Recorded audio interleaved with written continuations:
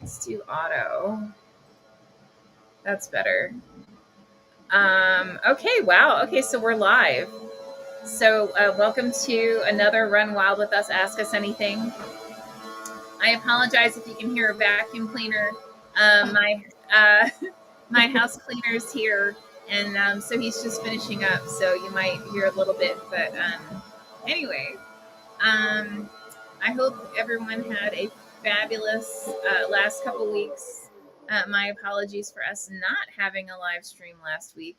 I was at the American Library Association's convention, which was it's like the equivalent of libraries San Diego Comic Con. Like it's like everyone and their mother goes there, whether they're associated with a library or not. Um, and actually, I went 2 years ago, and that's where I actually met in person some of the major reviewers like Midwest and Kirkus, and all and indie reviews. And I made sure to introduce myself to them and like chat and everything. So it really, it's a great, honestly, it's a huge opportunity to find out, like, what's hot in different areas of the nation, and what's being asked for by not just kids, but adults who go to libraries on a regular basis. um, and it's actually what we usually do is we give away hold on one sec. I'm sorry. Um,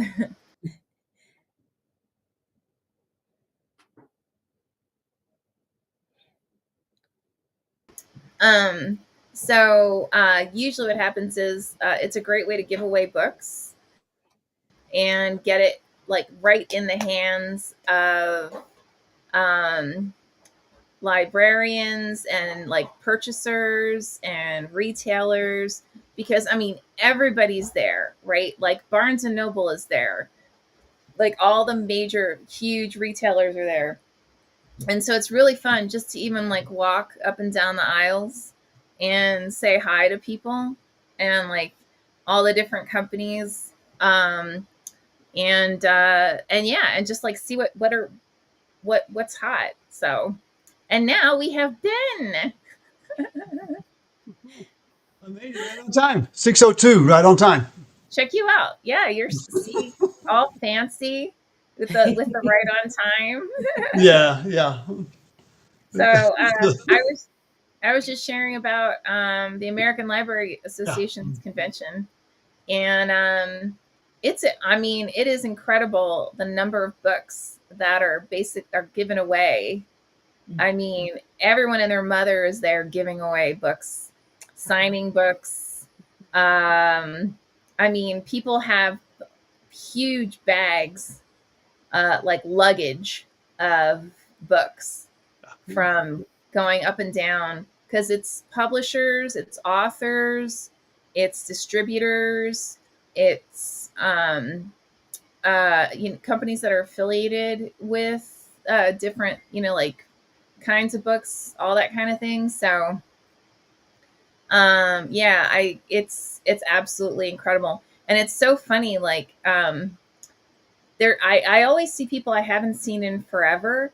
But the wildest thing that happened, I was walking back to my Airbnb, and I'm like, wait a minute, I think that's Percival Everett. And I'm like, Percival Everett. So anyone who's watching, you may not know, Percival Everett is the winner of this year's Pulitzer for James, which is a retelling of um uh um oh my gosh, I hate when my brain does this. Um Crud.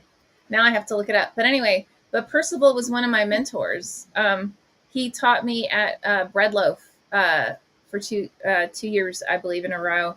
And then and his wife was also um, a mentor of mine.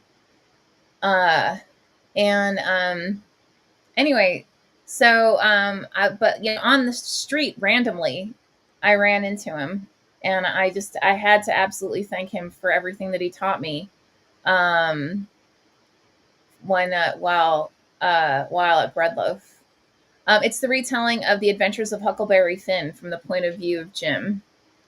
And I swear I remember him talking about this and how like there were people who were like debating him on it, that Jim was just an ignorant slave. And he was like, how do you know that? It's all being told from the perspective of a kid. Like look at James's actions. Don't look at what you're being told he's doing, or you're being told his perspective is. And so when it was first announced that Percival was publishing James, I was like, oh my God, he's getting it out there. That's amazing, right? Like, that's awesome. So when he won the Pulitzer, I was just like, thank God, like that, because it's actually through a small publisher, and they've been sold out for a while. I think I ordered mine like 2 months ago, and it came maybe 2 weeks ago. But anyway, so for me, that was like the biggest, like the coolest part, of the whole thing was actually running into him. So anyway, so how are you guys doing? Oh, well, before I go there, anybody who is watching, if you have any questions for any of us, all you have to do is go ahead and pop the questions into the comments section of whatever venue you're watching us. We should be coming across on Facebook, Twitter, Instagram, LinkedIn, and I believe TikTok. If I set it up correctly, I guess we'll find out. But in the meantime, like Cecilia, what is new and exciting? What have you been up to? Is there anything that you wanna talk about? Well, I've been working on the manuscripts, 2 manuscripts for Running Wild Press. I'm slowly going through those and looking for places where things can be enhanced, and things where word choices might be changed or they might stay. So just kind of tweaking it a little bit, and then I'll be able to send those back to the authors to work on. So one might just need one more round, just really quick. The other one might take a couple of rounds. So I thought both of them were going to go by really, really, really fast, but it's just kind of taking its time, but it's good. They're already really good stories, so they'll just be even better. So that's what I'm working on for Running Wild Press. And then I'm still doing contract work with Super 7 as a copywriter. So I'm still working on San Diego Comic-Con product descriptions and socials, and that's really fun. I'm enjoying that. And I handed off my manuscript to Running Wild Press for my horror novel. So I'm really excited about that. I went through some acquisitions as well. I think there were, just for Running Wild Press, I didn't touch any of the imprints because I wasn't sure about that. So I just did Running Wild Press, and I think I'm all caught up. There were like 60 titles, and so I couldn't actually rate them, but I was able to put in yes or no or whatever it was. But yeah, so I've been keeping busy. Oh, and then I forgot, I signed up to be a volunteer with the Horror Writers Association for the Halloween in July. And I filled out this form back in April, I think it was. I was like, yeah, I'd love to volunteer for this. And I like put some ideas down on the forum, and all of a sudden they emailed me and they were like, yeah, do it. And I was like, I didn't even remember what the idea was. So I was like, happy to volunteer. And I was like, and Can you remind me what I did? they showed me videos of what has been done in the past, and they are like really good panels and whatnot. And I'm like, I think it's just me. I don't think I'm going to be able to, rustle up a panel at this moment. If you want a panel, you got us. I mean, seriously, right? Well, what I decided, thank you so much. And I might take you up on this offer, because this is what I gave them. I'm just going to take the camera into my kitchen and attempt to make recipes that are vintage Halloween treats. And it's not going well so far. I mean, the recipes are fine. I'm not. So we'll see. We'll see how it goes. I may be panic calling you with like food all over my hands, going, "Can we please do a panel? Because this is a disaster and nobody wants to watch this." So yeah, that's what I've been doing. Wow. And then, what about you? What have you been up to? We haven't seen each other I in. think that might fit a Halloween theme to just to make a mess. Yeah, Okay. yeah, So go, yeah. yeah, yeah. Yeah. They Don't hold back. they have vintage Halloween party games and stuff. So I'm doing like one or two of those, and they're creepy and gross. Like it Mm. involves flour and water and all kinds of stuff. But I don't want to give anything away. But they are kind of weird and creepy and gross from like 1912. Like what were people thinking with children?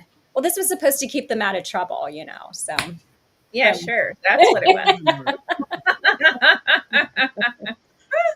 Yeah. But I've So how about? started a memoir. I'm about 20% of the way through. Oh my. So started still in the early phases, but it's going really well. Mhm. It's well written and the story is engaging, and it's kind of a flashback to the '70s. So I checked the references to Pampers. Pampers were from 1961, so he's good to go there. Mhm. And you got to check the historical references. But he so far he's doing really well, and it's mostly some typos and commas. Mm. But uh, let's see, this week I had two rejections, but one published poem, so it's almost a wash. Oh, okay. And last week I had the reading with the Southwest Writers in Corrales, New Mexico, at Mhm. the community library. That was a good time, and that's about caught us up. yeah, it's a lot. Yeah. Yeah, let's see. Oh, so I'm working on the benefit for those impacted by the wildfires, that anthology. And it's so cute. One author is so eager for it to be published. She messages me, am I going to be allowed to buy a copy? And where are we with this? Is it ready to be published yet? And I'm like, we haven't even had the kickoff. That's like on Monday. So I like politely reminded her of that. And because she's like, I haven't heard anything. And I'm like, so I just resent her the kickoff, meeting invitation. So this will be interesting. Let's just put it that way. Um, I'm working on that. I'm working on a novella anthologies, and working on actually a memoir, which is really it's more of I guess you could call it like a memoir and essays by Doug Drexler, who he I guess you could say he invented a lot like um, he's won a few Oscars. I know my cat's just like, how dare you speak to anybody other than me, right? It's because I was away for like 5 days, so now she's like in my face constantly. She'll get over it soon, I'm absolutely sure. But there was uh, he won a few Oscars, one for Dick Tracy for the makeup work for Dick Tracy, but he then went on to do a lot of like special effects work and so on. So it's really kind of cool to go through, and he did them in essays. So it's like an essay around like one essay per, not one essay per, but like some like fun event that happened or fun, project. So he wrote an essay around it. And so now it's more of like, okay, so what do we want to keep? What makes sense to keep? How do we make sure this remains like a complete narrative, right? Instead of just like little anecdotes here and there, you know, um, stuff like that. So actually it's a lot of fun to go through and edit it, just because I remember a lot of these events. Like I remember the significance of some of them, because some of them are really like pop culture, huge pop culture iconic events. So it's like, wow, this is pretty cool. Um, and then I'm also working on my own uh, book that I'm about, I want to say a little more than halfway through my third round of edits. Um, and I'm realizing that I have a lot more description that I need to put in, which is for me that's like normal. Like when I write my first draft, like I go through, I have my key plot points, right, and then when I actually start writing it, just like every other author, it goes off on tangents that have nothing to do with nothing, and it's like, oh, I had no idea that character was going to do that. How fun is that?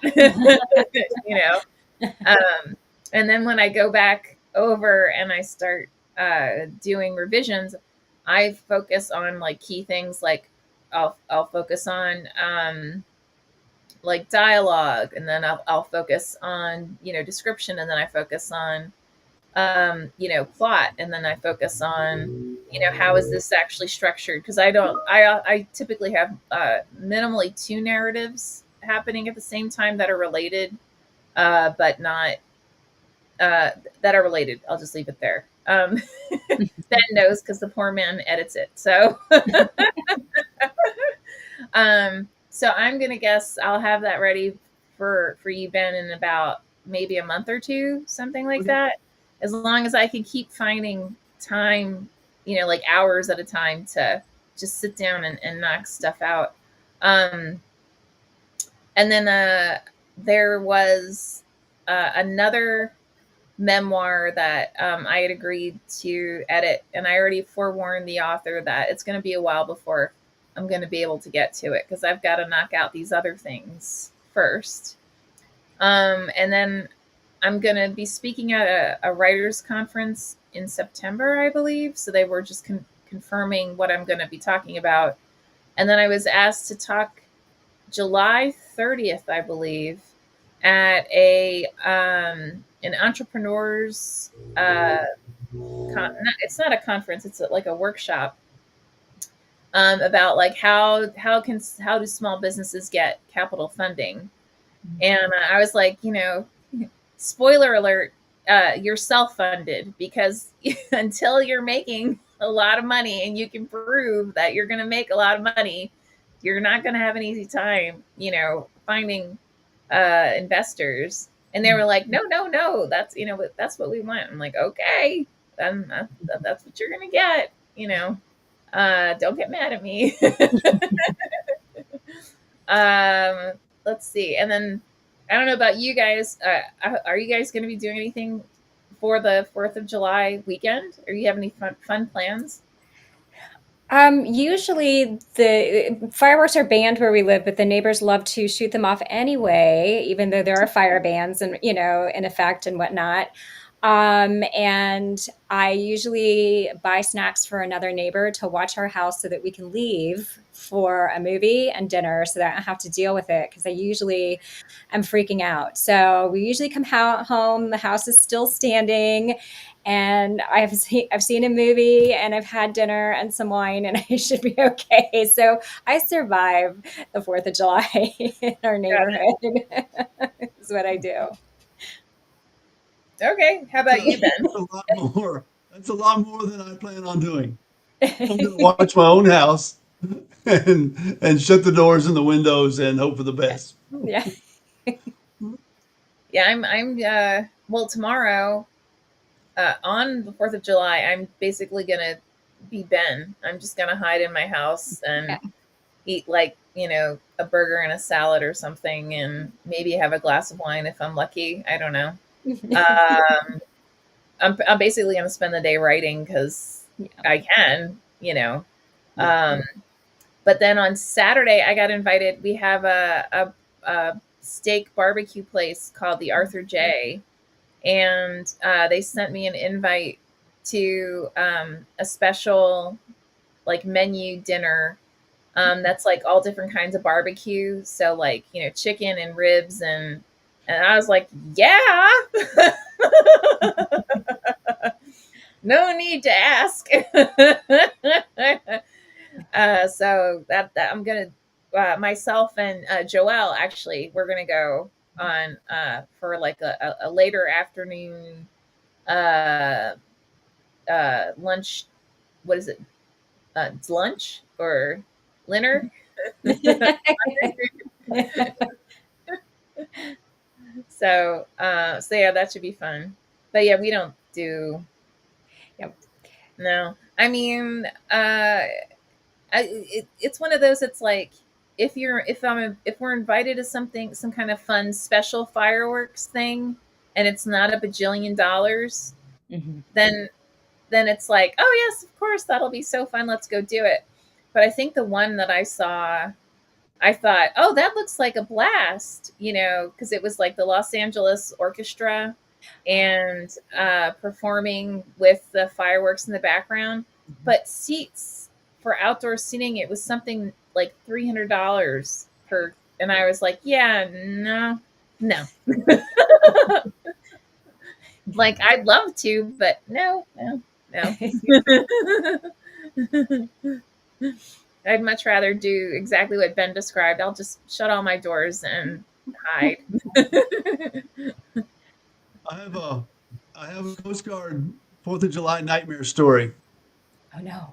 Oh, I was stationed in Seattle, and I was in charge of approving special permits. So if you were going to have a fireworks show, you had to apply for a permit. But I got one in, and there was going to be less than 50 participants or viewers, and so it was a given. It's less than 50. We don't worry about it. Go ahead and enjoy your fireworks. Mm. But it was it was an engineer over on Bainbridge Island Oh who gosh. spent $50,000 on fireworks Oh my and God. anything about it until Monday morning when everybody on Bainbridge Island was asking me why I permitted that one because it was breaking out windows and dogs were running away and people were upset. And every phone call that Monday morning, uh, everybody I worked with just looked at me and said, "Ben, that's for you." And they were right. It was a complaint about the event, but because he was popping them off on shore, and of course people on boats were going by and watching it, and so there were really more than the audience was bigger than what he thought. But the people he invited it was less than 50, so it was a rubber stamp. And Wow. until Monday morning, and I don't know if the dogs ever came back or the windows were fixed or not. Gosh. Yeah, but so that's why I stay home. Yeah. That sounds like something I would do. Like, oh, it's like 20 people. Oh, you're out. That means you're going to have like, spritzers or, like, yeah, so what? Yeah. Not like this. It's some huge. He did it right, I guess. Well, according to him. Yeah, at least the permit was in, and yeah, this is one of those easy ones. Enjoy your event. Oh my. Oh, I haven't been welcome back in Seattle since. Oh, you're the one.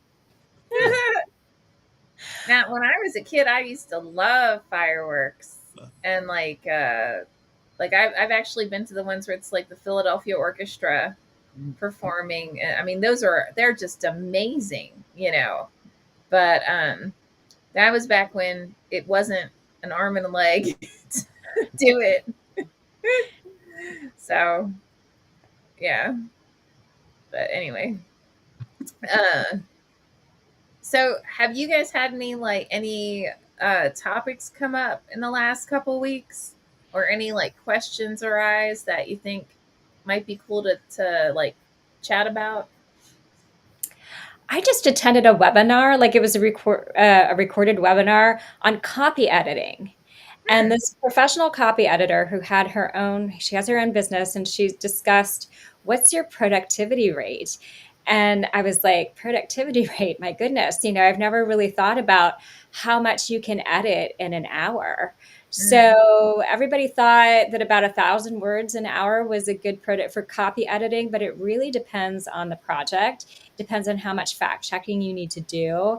And it was really, really interesting. And, she said that there were studies that you should only dedicate, like a sprint would be an hour and a half of focus, where you turn everything off, all of your computers, all of your email and everything, do a really focused hour and a half, and then nothing for a while.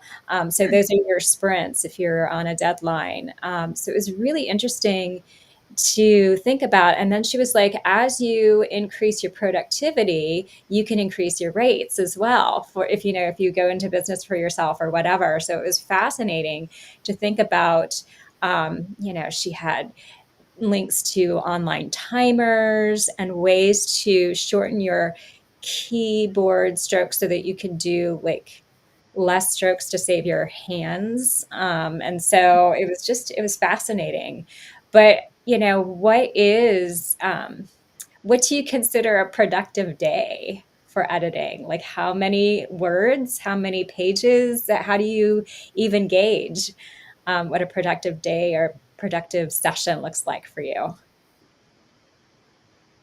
usually look at the page count Mhm. and have a goal.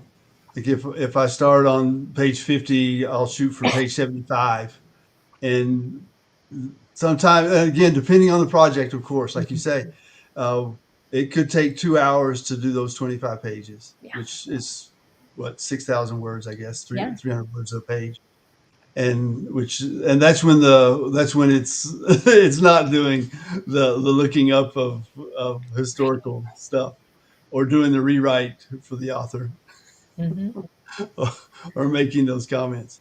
But and sometimes Google Docs slows me down as well because it's sometimes when you copy it over from Word, Mm, it doesn't keep the tab, Yeah. the indent for each paragraph. So you find yourself having to go through all the paragraphs and tabbing them over to where they line up. mm. Uh, that's a time killer. That Mhm. the memoir I'm working on now doesn't have that, so I don't know what he did, but it worked when it went into Google Docs, and and so it speeds it up quite a bit because then you just get to read the story and read the content, read for the edits that are Mhm. necessary, make your Mm. suggestions. But yeah, I think 2 hours at a time is good. If I can get 30 pages, great. If but 20, I'll call it victory. Mhm. I, honestly, it is every single project is so different. Mhm. Um, there are some where I'll just start the editing process and it's clear that thematically there are areas that the author needs to work on. So I'll stop, editing, and I'll ask them if we can have some time to sit down and kind of talk through, because sometimes, it's they're doing it intentionally because they think it's fulfilling something, right? Mhm. And they don't realize that from the reader's perspective, it's not working the way they think it's working, right?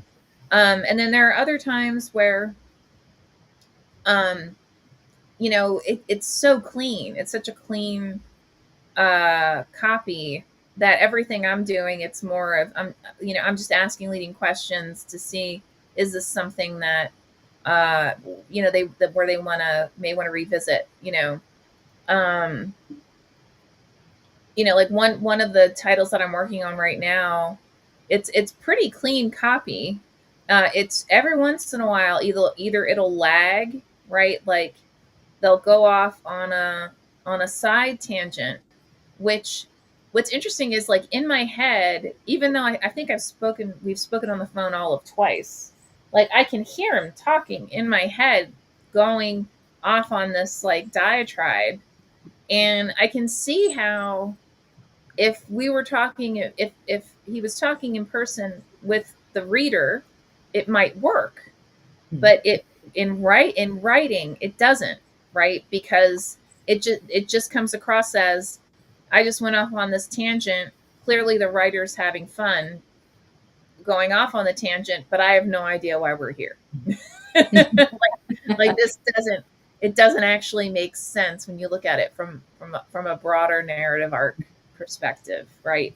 Mhm. um but the writer may not ever know that until it gets in the hands of the editor, because you know others may not know how to position it in a way that he would understand that, okay, yeah, this may work when you talk, when you're having a beer with somebody, but it doesn't work, in an actual written form. And that's the other thing is, sometimes the narrative structure works beautifully. Again, when you're like, just the analogy of sitting down and telling a tale, or doing a children's book story, right?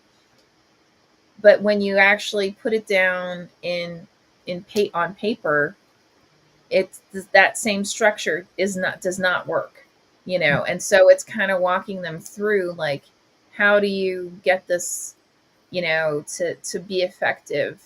And one of the biggest areas I think that people don't realize, it's not the same thing, dialogue, how we actually speak, uh, versus how written written conversation works. It's not identical. It's actually, and there's some really great books that walk you through, like, how to more effectively, um, put put a conversation in writing, so that it is more effective, and that it does make sense, right? Um, and that's one of those where, uh, a lot of people tend to, they need guidance on that, you know, unless they're used to writing, like in more of in more dialogue. So yeah, every time is different. I've had books where it took like 6 months to a year Mhm. to go through the editing process, because each time we did it, something else significant came up, that it was like, you know what, let's look at this, right? And then other times, I've had ones where I thought, oh man, this is going to take a while, because it was thick, like it was like 100,000 words, but it was so clean. Yeah. It took me all of like 2 weeks, if that, Yeah. to go through it. And I mean, not that I didn't have feedback, but it wasn't nearly as significant as it could have been. Mhm. So, but it's interesting that, so did she say that there's, like, on average, an expected, or No, she really didn't. They didn't really say what's expected. In terms of what you should be able to accomplish. It really depends on your ability, which is always increasing, right? You're always learning, you're always adapting, and the size and scope of the project. Sometimes I'm working with authors whose first language is not English, and so sometimes I have to think, oh, there's an idiomatic expression that they're using. It looks familiar to me, but it's not quite how we use it. And I'm trying to think, what is it? So you're trying to help bridge those gaps there too. So the other thing that she said was, okay, there's a very, very successful accuracy rate is 95% error free. And it depends on what you oh view my, as an error. It depends on what you view as an error, because I also do proofreading for Flash Fiction Magazine, and some authors will be like, "Oh no, I found an error," and I'm like, "Is it an error, or is it just something you wanted to change?" You right? know. So is it really a grammar error? There may be. I mean, we're all human. Sure, I'm going to miss a grammar error. It happens, Mhm. but sometimes something that's perceived as an error is not really an error. In fact, I had a friend who wrote a book, a horror book, a horror novel, and I loved it, absolutely loved it. I couldn't imagine that there'd be any negative comments about this. And she did get some negative comments that were very mean. And one person said they should have hired an editor because there were so many grammar errors in the first pages. So I pulled out that book and I'm like, where are the grammar errors? Yeah. I didn't see any. So there are people who think they are spotting grammar errors who are not. I was like, this is, maybe they didn't like the style, maybe they didn't like where that comma was or whatever, but it's there accurately. Um, So it really depends on the perception of the person, the reader, what they think they know for grammar as well. So that 95% error-free rate is something that I don't know. I think that would have to be examined a little bit further, because what are we measuring as an error? So Mm.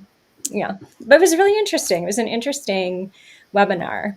I Actually, just well, it was 2 projects ago, but mm, we made it through the book with the edits, and along the way, and sometimes this is what slows you down at the front half, is learning the style of the author, Mhm. mm, and say, okay, your technique is this. You're using this technique. I get it. In the back half, I get it, and it's quicker. I don't even have to think about it anymore. I know it's you, the author, doing it. mhm. And so we made it through her book, and then she, very thorough, hired an editor Okay. after I had edited it, Oh my and goodness. actually Okay. paid extra money for somebody else to go through it. And then when that second person did it, she wanted to go back through it with me to grade the editor. So we went through it again, and Okay. and the editor was a great line editor, but she wasn't picking up on the creative nuance of the Yeah. author. And Mm, so a lot of things she flagged in Google Docs, we just said, no, ignore that. That's not the way you're writing. That's it's Mhm. correct, but it's not your style, and your Right. style is correct. So which one do you want it to be? Right. It's a work of creativity. Stick with the creativity and your style, your writing style. So, mhm. but we we made it through there, and we might have accepted a few commas along the way, but for the Yeah. most part, it was the time and the money she spent was not really necessary. I went through it with her. I said, well, I may learn something from it too, but Mhm. it was basically the like I say, the creative nuance that she was using as a technique was valid and validated by that line, those line edits that she got back from somebody else. Well, that's like we have a book, um, which of course now I'm not going to remember the name of it because my brain's doing that to me right now. Hold on. um,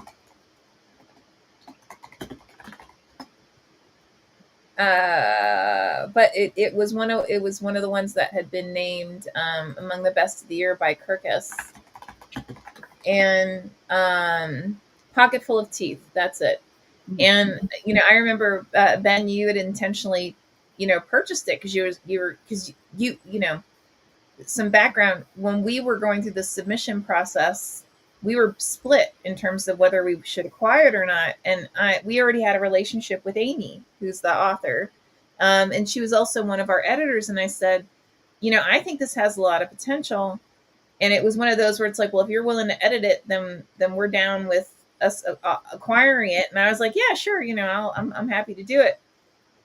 And Amy's actually very open about this. Like we that was one of those that I knew, I could tell what she was trying to do thematically, but I also saw where it was it needed an uplift, I guess you could say.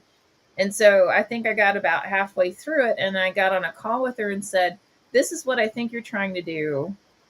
Am I right? Basically, right? Or can you tell me what the intent of this is?" And we basically talked through it.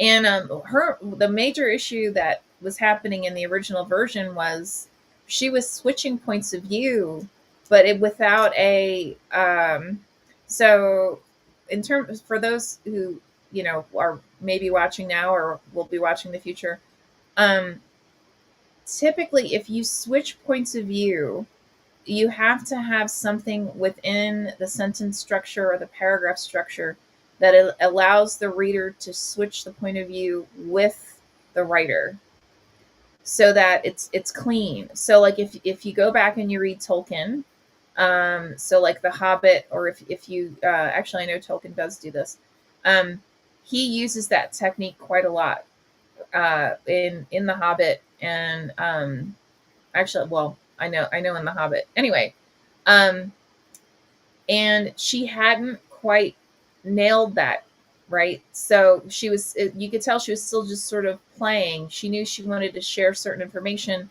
that really could only be provided by a specific character, but it was like drop, plop, there it is in the middle of a paragraph, that the rest of the paragraph is actually being told from a different perspective, right? So anyway, so we talked through it. Well, um, so Ben picked it up, and he actually made a really good um, uh, observation. Is that so? She also uses a lot of incomplete sentences, but she's using them. So, and again, this is a very valid technique where you have an incomplete sentence that you're using as a way to create the pacing of the story and the voice of the story. And she uses that technique a lot. So some people may read like the first page and get a little bit, not lost, but um, like they haven't picked up the voice yet. And then they get to the second page, and then that's when they start picking up the voice. And then it's like, and then all of a sudden, like, because it's a long book. I mean, then it's like, boom, like you just start kind of whipping through it because you've picked up the voice of the character. And because you can actually hear like the tonality and everything. And that is another thing that can make editing, I don't want to say challenging, but it goes back to what is the author trying to accomplish? Are they accomplishing it? Is there a better way to accomplish it? How can the editor help the author in fulfilling those objectives, right? And it, like I knew we did not want to have complete sentences at certain points because it would have made it a much more formal voice than it needed to be a successful piece, right? So it's all that kind of stuff, right? That goes into the, what do you consider to be I don't want to say successful, a productive period to get through the work. So yeah, that was And blather, but sorry. no, and when I said 95% rate, I meant error-free rate. I don't know if I said error rate or error-free rate, but it was No, you 95% said error free. error rate. So 95% error rate, and you are fine. It's okay.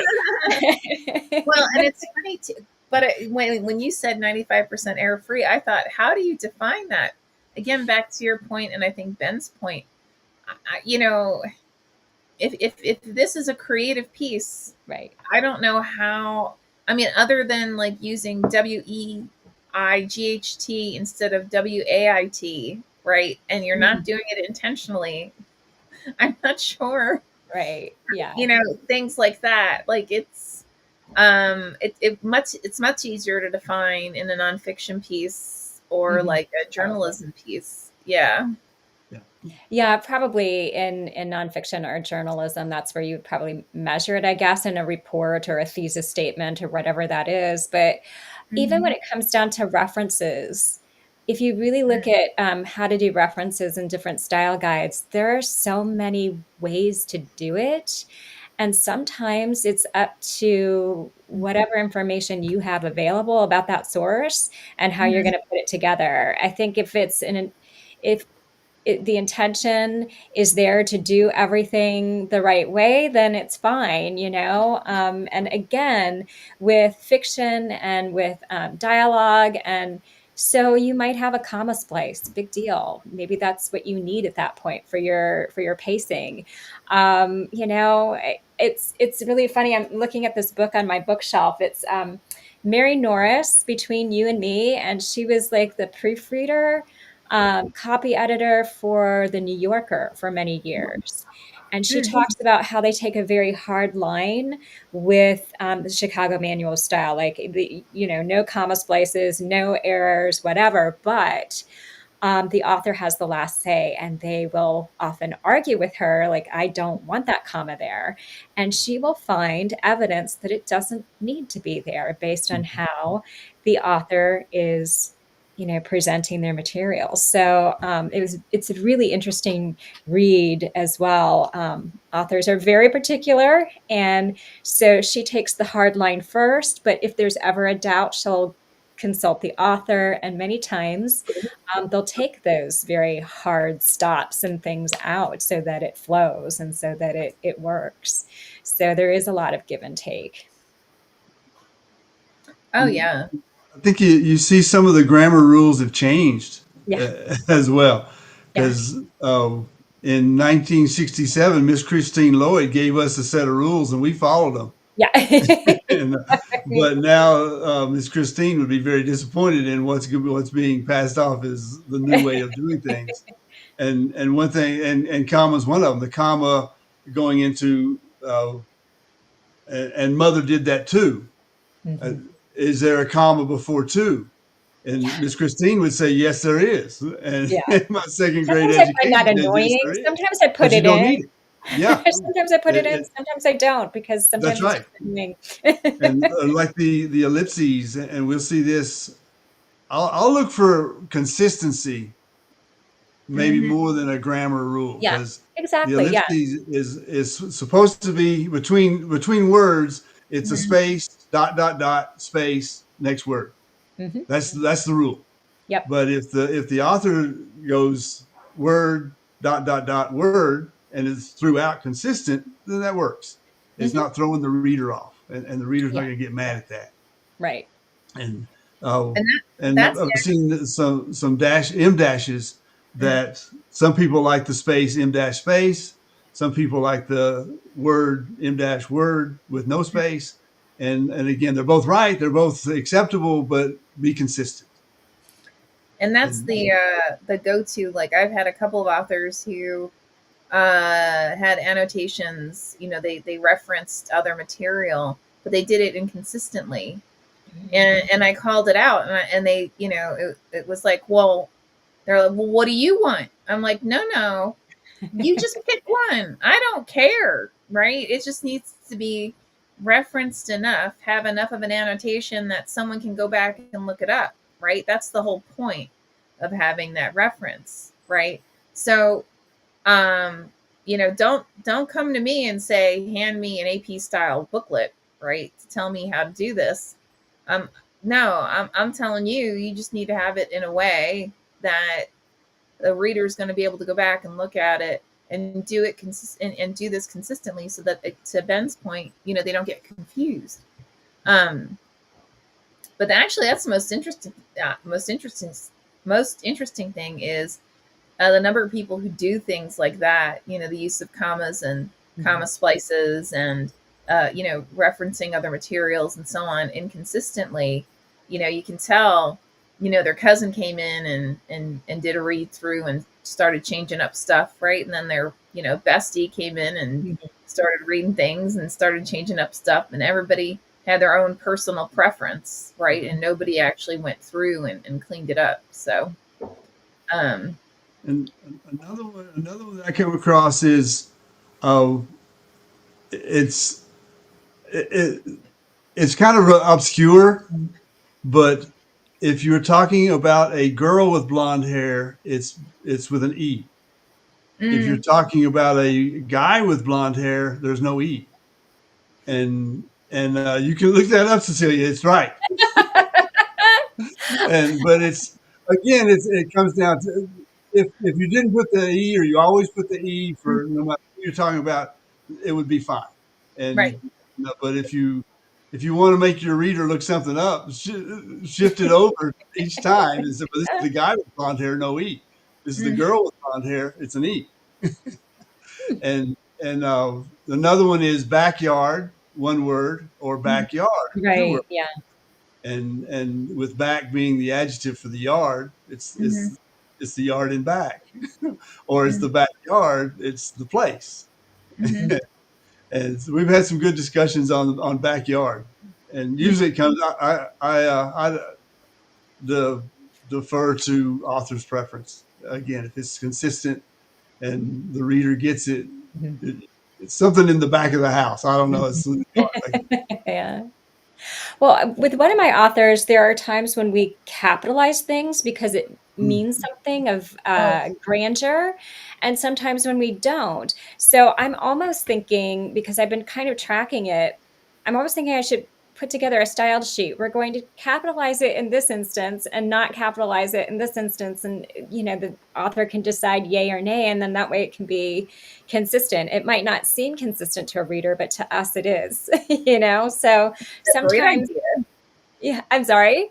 That's a great idea. I'm thinking about, yeah, putting together just a quick style guide because I'm getting confused about when we do that. And then we can hash that out. And then if somebody accuses you in a comment or a review, this is just some things were capitalized and some weren't. It's like read more closely. And there are reasons why it might be capitalized and why it might not be. So yeah, I think now I'm thinking I need to do another pass at that one and make sure that those things are intentional. So yeah. and you'll see that with black man with black being capitalized and white man with the lowercase w. I've had that conversation. Which uh, I think it's a more modern way to do it with the black being capitalized, and because it's a specific race where white is just a color. No. And so but that can go in your style guide as well. When do you capitalize black and when don't you? Yeah, I think the AP style guide has that. There are a lot of Yeah, style guides that will do it, so you can pick one in that case and decide which one yeah. you want to do. Yeah, And the consistency. yeah. Uh, and back to Absolutely. the dialogue, Lisa. The reader has to hear it. Hmm. And Tim and I had this conversation with the NFG book, where if somebody's speaking, and it's military, of course, so and say, uh, go see that sergeant.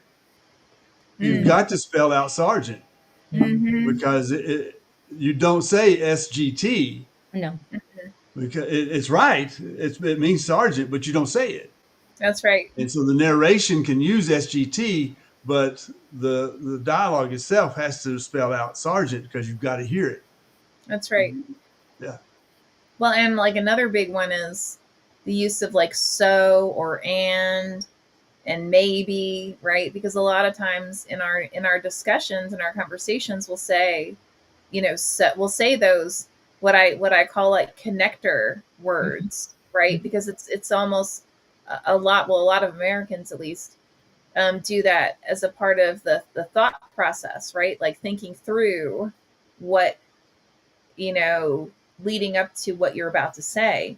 Well, if I put in written dialogue the amount of times I say so and oh my God, the reader would be so bored out of their frigging minds. I mean, insanely bored. Yeah. And so oftentimes a lot of it too is, you know, reading through it yourself out loud and to asking yourself, do I need this word in the beginning of this sentence or in the beginning of this dialogue in order for this to be effective, right? And the reverse is true as well.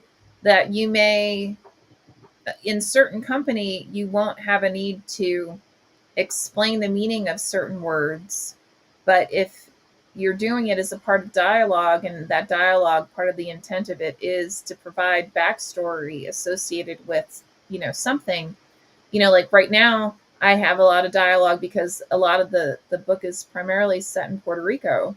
Well, a lot of the dialogue, it's bilingual. Mhm. And but whereas if I was in Puerto Rico, I wouldn't have to necessarily explain what certain words are, because it's somewhat, I mean, some words like te, right, with te, which just means tea, right? You can figure it out. But there are other words that you got to give that reader that 3-word description of what this is, so that they can then continue to follow the story, right? But it's like, do I need to provide that additional explanation? And do I, or reverse, do I need to have this um, uh, Spanish word as a part of this? Like, does this actually enrich the story, or is this taking away from it? Right. Uh, these are all questions that a really good editor is going to will be able to help guide the author in their leverage. So especially with the foreign language. mm, And even New Mexico Spanish is not Arizona Spanish, is not Texas Spanish, and is not Puerto Rican Spanish. There are some words that you don't mean the same, mm-mm. Well, and they'll say, no, that's not what you're talking about when you say that word. like so Spain, Puerto Riqueño, and like Cuba Mm. and Mexico, they all have a lot of actually what would be considered not bilingual, but it's like a blend of English and Spanish. And it's because of all the different countries that took over basically those respective lands. So they inherited different words that, to Ben, to your point, if you go to Spain, you would never find the same word being used.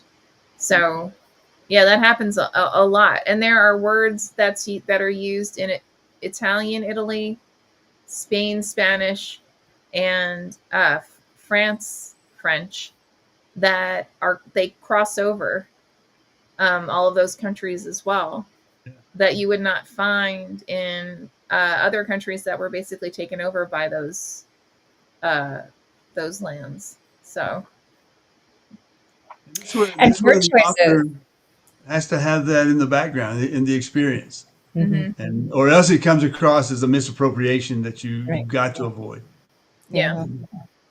And word choices become so important, as we saw with Emilia Perez with the translation. Sometimes the words were offensive, even if you Mhm. had the right accent, even if you were speaking grammatically correct Spanish. Specific word choices don't mean the same in every culture. So, yeah, this is why I don't translate anymore. I never know what I'm going to run into. Well, I don't. yeah, I don't do it so much I, anymore. I was terrified when we actually had an author who said, well, why don't we just use like Chat GPT to No. translate to Spanish? And I was like, oh, hell's no. Like, and I mean, if you knew what author I'm talking to, you'd be shocked that they would have suggested this.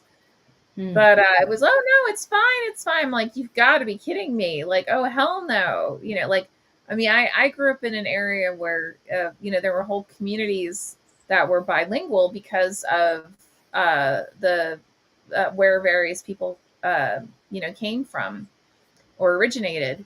So there's certain you know I guess you could, dialogues or language words that I feel comfortable using because I know that it was used, right?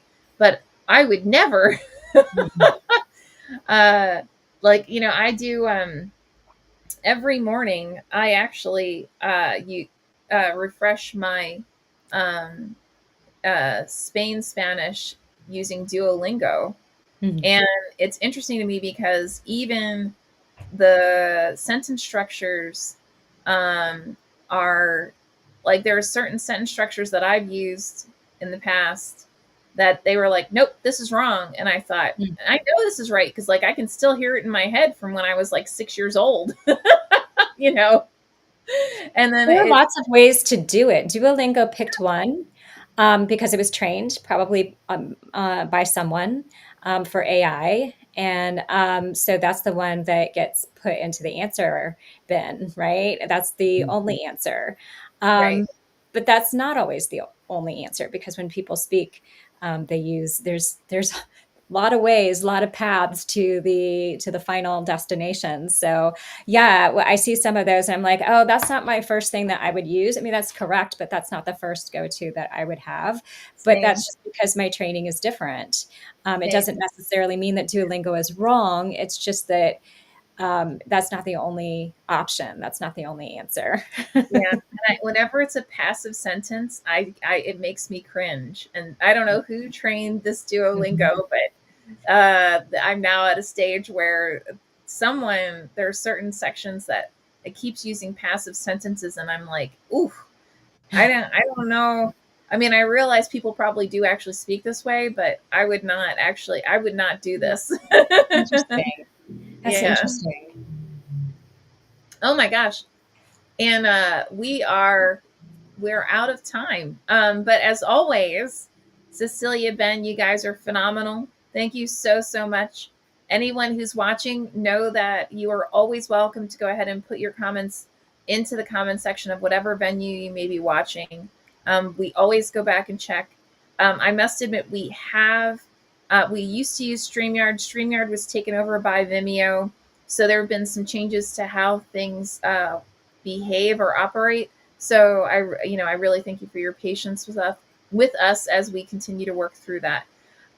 So until next time, meaning next week, have a truly fantastic 4th of July weekend. Ciao. Have a good week.